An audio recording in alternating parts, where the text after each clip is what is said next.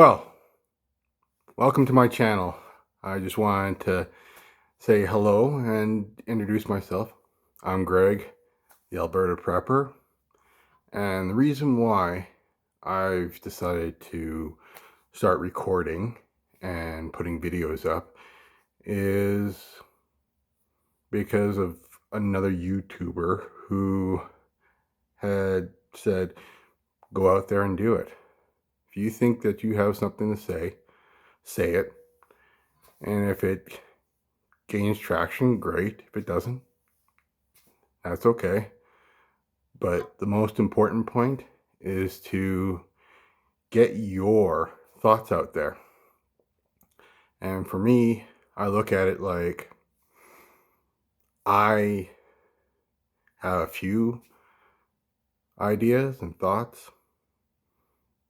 I've lived on this earth for 52 years.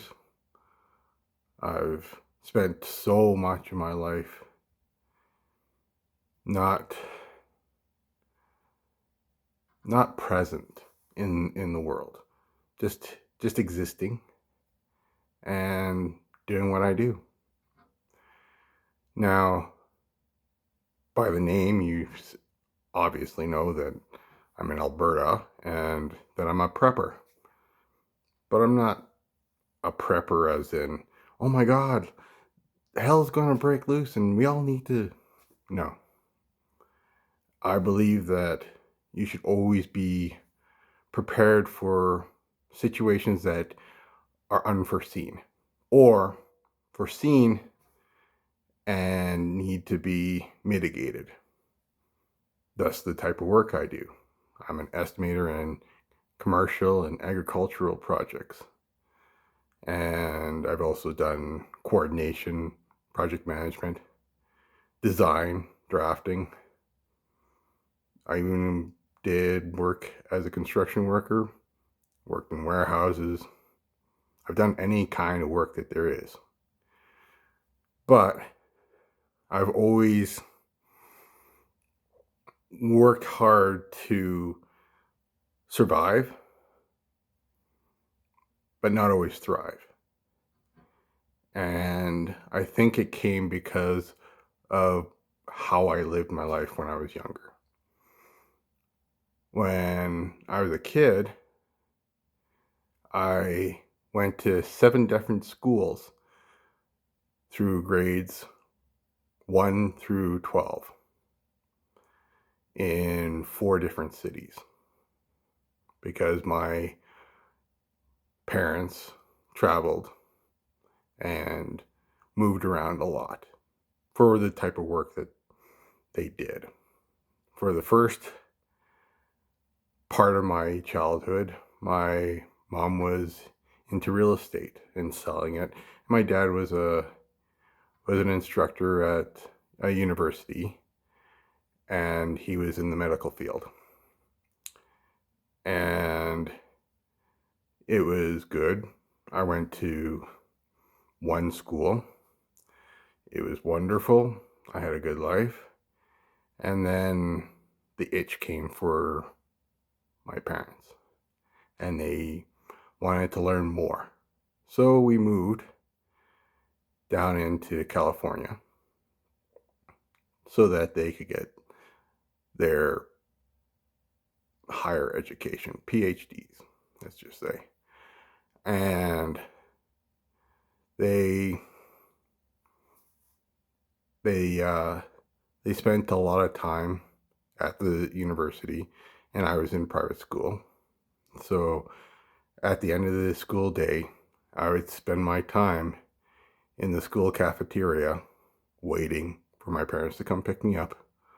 Sometimes I'd watch out the big window of the cafeteria, the sun going down, and the fear of, will they come and pick me up? That's a weird fear, especially when you're 7 years old, 8. So after they got their PhDs, we moved back into Canada, but we moved to a different province. And I went to a school in that new province. Actually, I went to 2 different schools. 3, actually. What am I thinking? And those moves from time to time, because my other part of my mom's family liked to build houses and sell them. They sometimes didn't always were successful selling. So my mom would buy a house and we'd move in and we'd live in it so that my family didn't have to pay corporate taxes on those houses because they were considered family homes. And then you'd sell the house and you could avoid those taxes. Can't do that now, but back then you could. So after that, we moved to another city because my mom became kind of ill, and it was kind of hard for her to live where she was in the province that she was. So my mom and dad picked us up and moved us to a third province. And I lived in there from grades 10 to the day that my mom died. And from there it was grade 11, 12,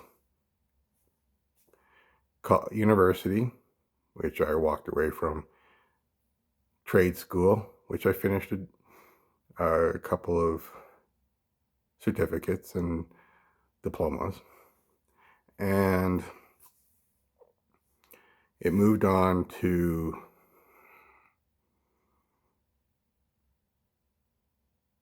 trying to get my first job. But that wasn't true because it's not my first job. I had other jobs, also had other businesses. I started off selling papers door to door when I needed money. I also built things and sold them in schools by convincing my friends to sell them in their schools. And I would build and sell, and make not a huge amount of money, but enough to be able to buy things that I personally wanted when I was a kid, and my friends could buy themselves because they got a portion of those profits. And then I also worked at places like 7-Eleven and gas stations, stuff like that. So once I graduated from trade school, I thought to myself, well, I'll try and become what I wanted to be. I wanted to be in the engineering and architectural field. So I had become a structural designer.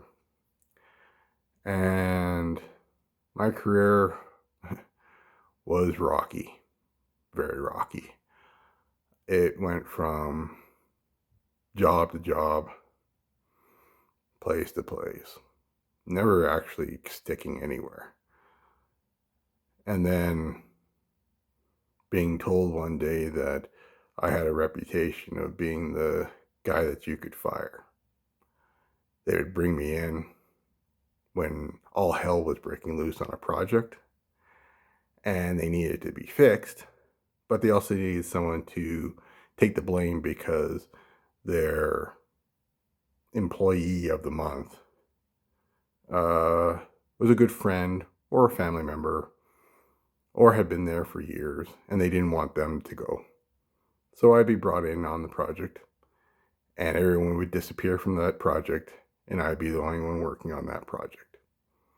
And I'd work for months, fixing all the problems, picking everything up, getting it working, and bringing it to final fruition. Then being brought in and told, well, the client's happy that it was fixed, but they still wanted to have the person who made the mess pay for that. Okay? And thus, we are letting you go. Okay. So I quickly learned that companies have no loyalty and that if you're going to survive in this world, you had to have your own internal loyalty and integrity, but you couldn't trust others to have the same, and that you needed to be able to walk away and be okay with that. I personally, it took me a long time. And then when my mom died, I went into a spiral.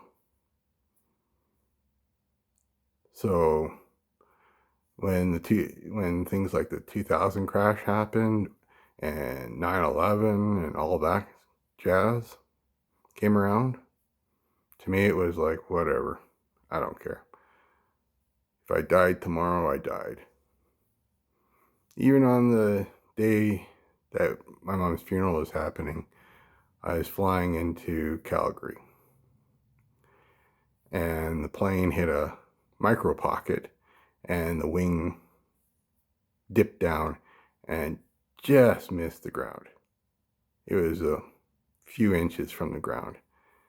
And I was looking out the window and I was like, okay, I guess I'm gone. But it landed safely. I walked off the plane and it didn't change my mind or make me think, wow, God wanted me to live. I should live. No, I was that person who said, no. I was ready to die. I was 27 years old and ready to die. 52-year-old me would look at 27-year-old me and say, you're a retard. But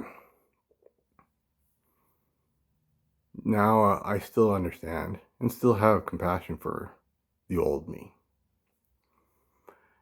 And I found it exciting, really exciting, that I had a chance. So I worked. I did things.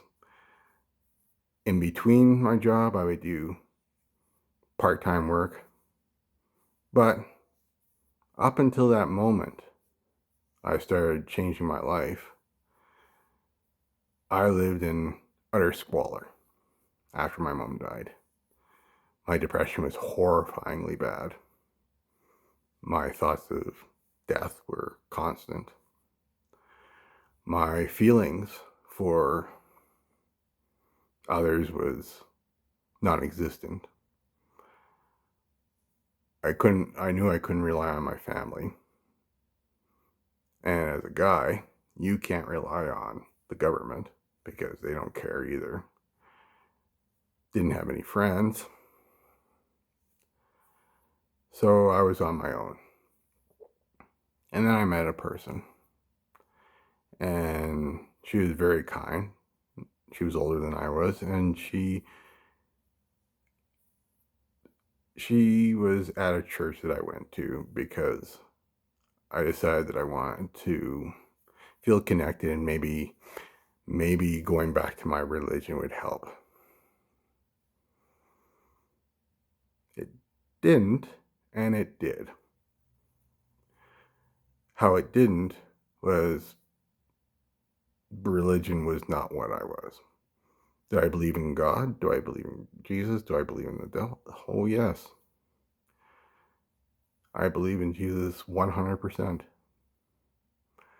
But I just didn't believe in churches. I'd stopped tithing. I'd stopped doing anything because I just didn't believe that they truly were there for people. They were there for themselves. They were no different than any corporation. They didn't give two rats about anybody except themselves. which is probably normal because it is human. To care only about yourself is a normal human trait. Caring about others transcends that normalcy, which is what makes us more human. The caring of others, true caring of others. As time went on, my friendship grew and I gained a sense of purpose. I cleaned up my apartment that was horrifyingly bad. I got myself a job. I paid off my back rent as I was getting ready to be evicted.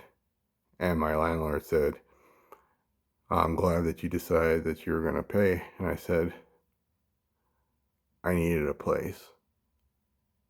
And no one was going to give me something. So I had to get it. I went on and worked my butt off.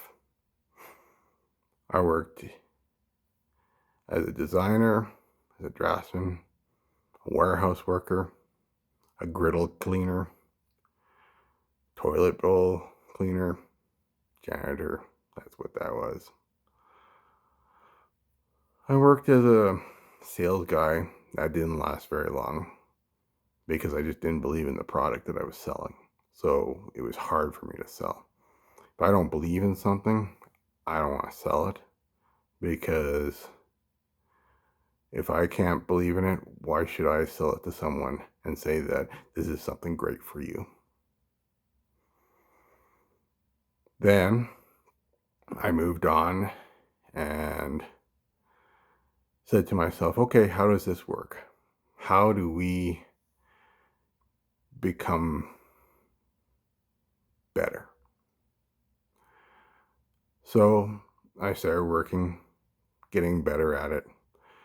I was a delivery driver for a paint company. I was delivering to a construction company their paint that they needed for their machinery. And the guy there said, hey, you're always on time. You do a great job. You're helpful. Have you ever thought of shoveling gravel? I was like, sure, how much? And he told me the price that it would be. And it was significantly more than the $9.25 I was making at the time. And I said, oh, you kidding me? Yeah, I'll dig gravel for 10 hours a day. Now, remember, I was a delivery driver. I got to drive everywhere, and I love driving. But that extra money would make life a little easier for me. I could pay more off on my debts. I could live my life a little bit easier. So I took it. Funny part was, when I went for the interview for the job, the guy asked me strange questions, which were like, oh, interesting. I never thought of that for shoveling gravel. And he goes, oh, no. This is the precast division of this company. I go, oh, okay. So I'm going to be mudding? He goes, no, I was looking at your resume and I see that you are a designer and a draftsman and you understand construction quite well. I said, yes, I do. He goes, I'd like you to work in our design department for precast. And I said, oh, well, I was I don't mind doing the gravel. Like, it pays pretty good. He goes, well, this job would pay you an extra $1.50 on top of what you would have gotten at doing shoveling gravel. And I said, sign me up. So I worked there for a couple of years, and they changed to a new engineer for their department. And he was this PhD. that automatically, in my mind now, back then it was like, oh, cool, he's a PhD.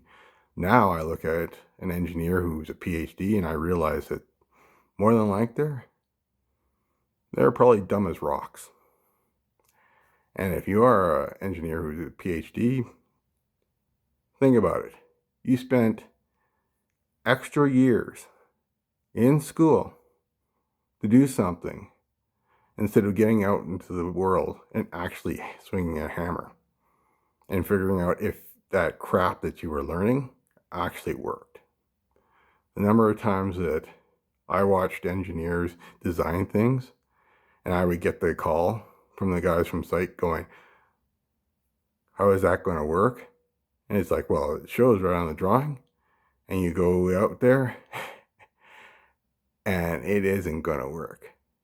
Because what the theoretical world is and the actual world is, whew, there's a huge difference.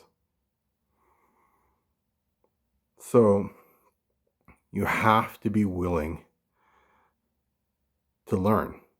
And that was my thing. Every job that I took, I learned something new. I learned about products. I learned about ways of doing things.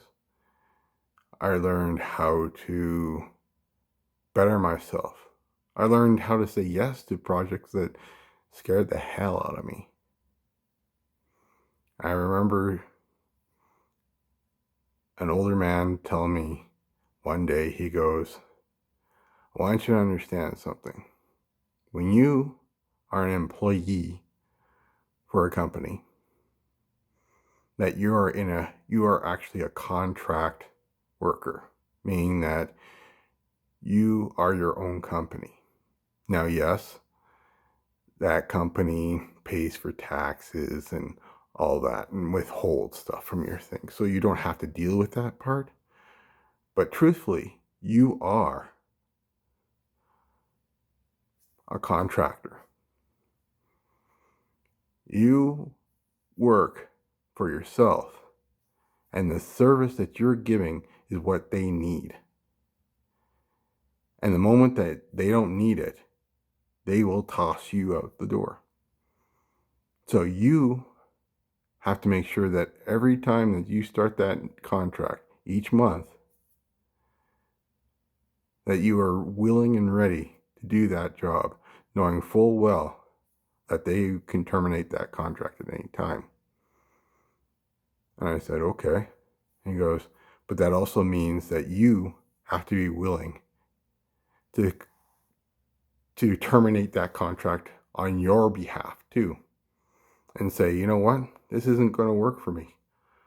You do not give me what I need to work for you, to work on your project, which is the company or the project within the project of the company. So once I started understanding that, how I dealt with companies was when you get fired or you get laid off or you quit or you move on by other means, you treat it as if that contract is over and you're there to find a new contract. But you don't find that new contract that day. You find that contract before that day. If you think that you get that feeling that things aren't going well, you find a new contract. You go, and trust me, when you're working or contracting for a company, other companies start sniffing around. Why? Because they want workers or contractors to work for them who have experience. And that's the problem. The jobs that are out there aren't out there for the starting people at this point in time. So how do you get a job if you're inexperienced in that industry or in any industry, you offer yourself doing menial tasks around that company. Whatever they have, you take. And you contract that little contract so that you put yourself in a situation where maybe you have a little bit of knowledge on something that they didn't know. And you kind of say to the manager or president or owner, you go, oh, have you ever thought of that? And it works. Next thing you know, they come around and go, hey, have you ever thought of doing this for a living? No, never crossed my mind. Would you be interested in trying? Oh, yeah, of course. I'd love to try. That's how I got to become an estimator. I never trained in it. In fact, I found out years later that it's called quantitative surveying, and it's actually an engineering profession that you have an actual degree. There are people around the world who actually have a degree in what I do, and I do it without the degree. I have as much, and in some cases more, in some cases less knowledge than most. Why? Because I was always learning and finding new things to do. Never seeing a job as beneath me. You want to know how beneath some people think jobs are? I worked at a grocery store. I stocked fruit for weeks on time, day after day, for very little money. I also worked in a slaughterhouse. It was traumatic, killing those animals. But I learned things. I learned the process of doing it. Funny enough, years later, on a project that I needed to do, was for a slaughterhouse, a new slaughterhouse that was being built in a community. Those months and years of working in a slaughterhouse gave me inside knowledge that no other person had, no engineer had, no project manager had, no designer had, because I'd been in that situation. Because I'd learned what it took to do that kind of job, what it took to be in the kill floor, to be ankle deep in blood and guts, to work in the cooler and rotate the meat for processing. I learned how to cut meat. I can cut steak like nobody else in my community. It's a lot of fun. Now I can do things that I couldn't do before because I learned that trade. Was it a trade that I wanted to learn in the first place? No. But I learned it.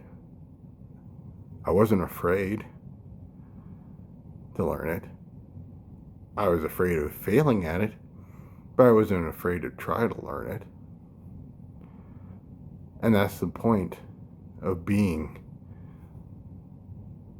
in this world. Now, we're going to bring it back to how that becomes a prepper. And economics, too.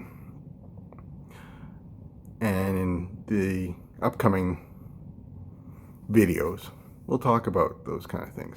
But how it comes to be part of being a prepper, and how does it come to become economics, is to understand cycles and to understand human relationships, actions, thoughts. people go out there and they see this world and they think that they have no part in it. In many ways, they don't. In the grand schemes of things, they don't.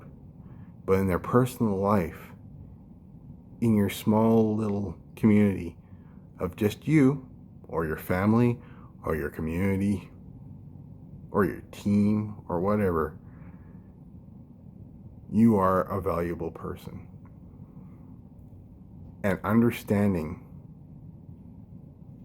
how you actually fit in is the one thing that you have to learn the most.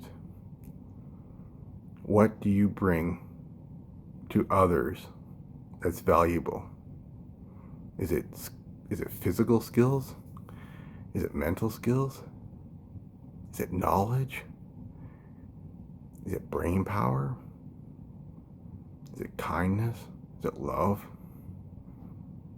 Is it loyalty? You, as a person, have to figure that out. And I like to tell you how each one of these things is being figured out by me, even to this day.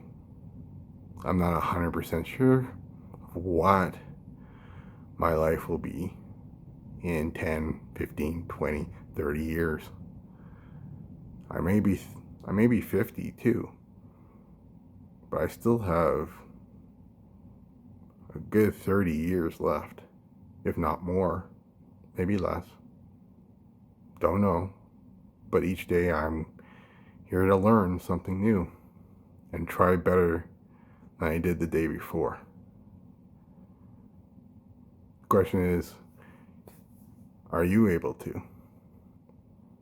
And hopefully we on this journey will figure out what that is. Anyway, Alberta Prepper, I'm out.